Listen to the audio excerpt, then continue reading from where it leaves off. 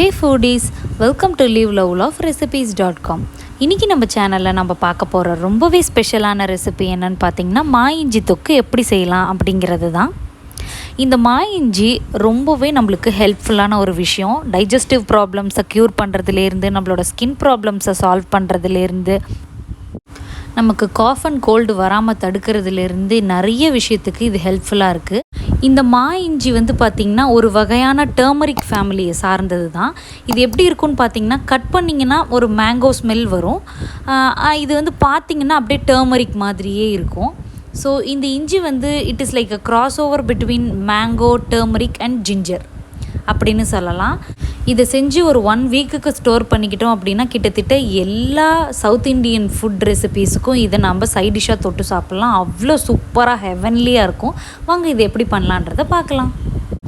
First இதுக்கு ஒரு சாஸ்பேனை heat பண்ணிக்கோங்க. அதில் நல்லெண்ணெய் ஒரு 3 to 4 டேபிள் ஸ்பூன்ஸ் அளவுக்கு ஹீட் பண்ணிக்கோங்க.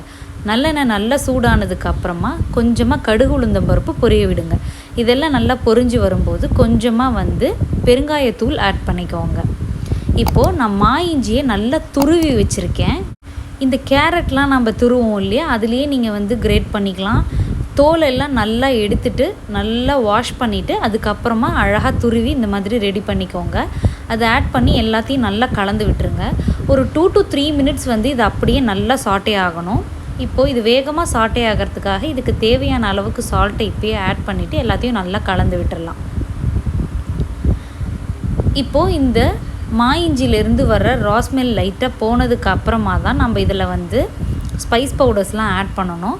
ஸோ இதுக்கு ஒரு 3 to 4 மினிட்ஸ் டைம் கொடுங்க. இப்போது 1/4 டீஸ்பூன் அளவுக்கு மஞ்சள் தூள் ஆட் பண்ணிக்கலாம். காரமாக இருக்கிற மிளகாய் தூள் ஒரு 1 டேபிள் ஸ்பூன் அளவுக்கு ஆட் பண்ணிக்கிட்டு இது எல்லாத்தையும் நல்லா கலந்து விட்டுடலாம். இப்போது இது தேவையான அளவுக்கு தண்ணி ஆட் பண்ணிக்கலாம். பார்த்துட்டு நீங்கள் தண்ணி கொஞ்சம் அதிகமாக தேவைப்பட்டதுனாலும் ஆட் பண்ணிக்கோங்க. தண்ணி ஆட் பண்ணிவிட்டு இந்த மாதிரி நல்லா கலந்து விட்டுருங்க.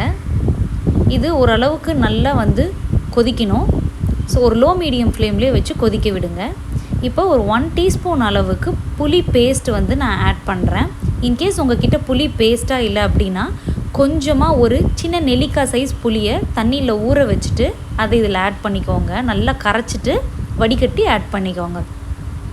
இப்போ புளி பேஸ்ட் ஆட் பண்ணதுக்கப்புறமா கொஞ்சமாக வாட்டர் ஆட் பண்ணி எல்லாத்தையும் டைல்யூட் பண்ணியாச்சு. நல்லா கலந்து விடுங்க. இது ஒரு ஃபியூ மினிட்ஸில் பார்த்திங்கன்னா நல்லா கொதி வரும். அந்த சமயத்தில் ஒரு 1/2 டீஸ்பூன்லேருந்து ஒரு 1 டீஸ்பூன் வரைக்கும் நீங்கள் நாட்டு சர்க்கரையோ வெல்லத்தையோ ஆட் பண்ணிக்கோங்க. நான் இன்றைக்கி நாட்டு சர்க்கரை ஆட் பண்ணியிருக்கேன்.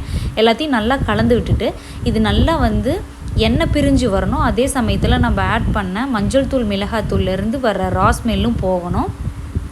அந்த கன்சிஸ்டன்சி வந்ததுக்கு அப்புறமா இந்த ஃப்ளேமை நீங்கள் சுவிட்ச் ஆஃப் பண்ணிவிட்டு ஒரு நல்ல ஏர்டைட் கண்டெய்னரில் போட்டு இதை ஸ்டோர் பண்ணி வச்சுக்கிட்டிங்க அப்படின்னா 1 to 2 வீக்ஸ் வரைக்கும் கூட இது ரொம்ப சூப்பராக இருக்கும். இதோட டேஸ்ட்டு ரொம்ப எல்லாருக்குமே பிடிக்கும். மாங்காய் பிடிக்கிறவங்க எல்லாத்துக்குமே இந்த மா இஞ்சி தொக்கு ரொம்ப பிடிக்கும். கண்டிப்பாக நீங்கள் ட்ரை பண்ணி பாருங்கள். நான் இதை பூண்டு மிளகு சாம்பாரோடு வச்சு சாப்பிடும்போது அவ்வளோ சூப்பராக இருக்கும். ரசம் தயிருக்கெலாம் ஆசம் காம்பினேஷனாக இருக்கும்.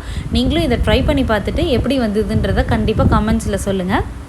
இந்த ரெசிபி உங்களுக்கு பிடிச்சிருந்ததுன்னா மறக்காமல் நம்ம சேனலை சப்ஸ்கிரைப் பண்ணுறதோட மட்டும் இல்லாமல் உங்கள் ஃப்ரெண்ட்ஸ் அண்ட் ரிலேட்டிவ்ஸ்க்கும் சஜஸ்ட் பண்ணுங்கள். தேங்க்ஸ் ஃபார் வாட்சிங்.